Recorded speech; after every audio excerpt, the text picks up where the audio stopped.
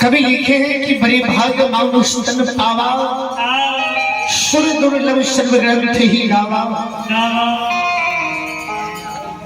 जिस प्रकार बड़े भाग से यह मानुष तन मिलता है, उसी प्रकार बड़े भाग से भगवान की भक्ति भजन भी मिलता है।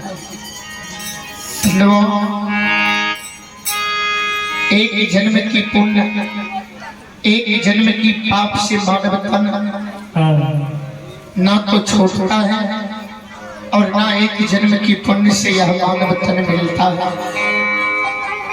बंधुओं,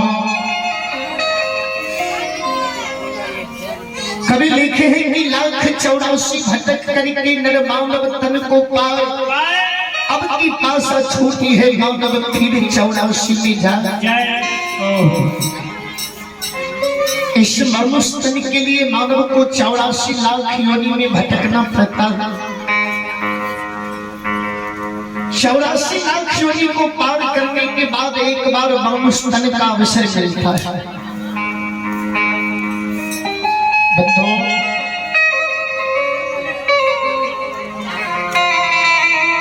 उस मनुष्य तन में भी बिना भगवान की भक्ति के, बिना गुरु के ज्ञान के बिना मानव को उचित ज्ञान नहीं मिलता।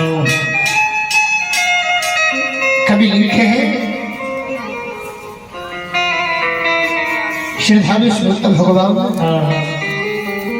कि बिनु सत्संग विवेक न होई, राम कृपा बिनु सुलभ।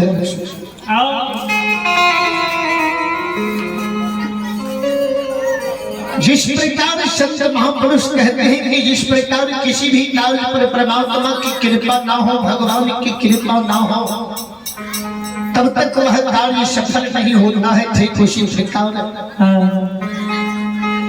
जब तक मानव के जीवन में सत्संग का ज्ञान ना हो, गुरु का ज्ञान ना हो, वह असली मानवता को पहचान नहीं पाते।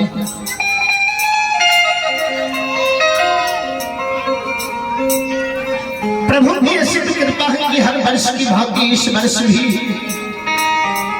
वर्ष की भांति अगले वर्ष भी आप तमाम ग्रामवासी की सौजन्य से यह भक्ति कार्यक्रम होते रहे।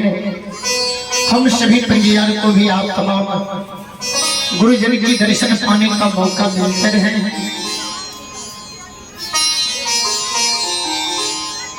बंधुओं, बहुत सारी पंजीयार शिरोमणि आपके बीच इस धर्म स्थल पर अभी उपस्थित है।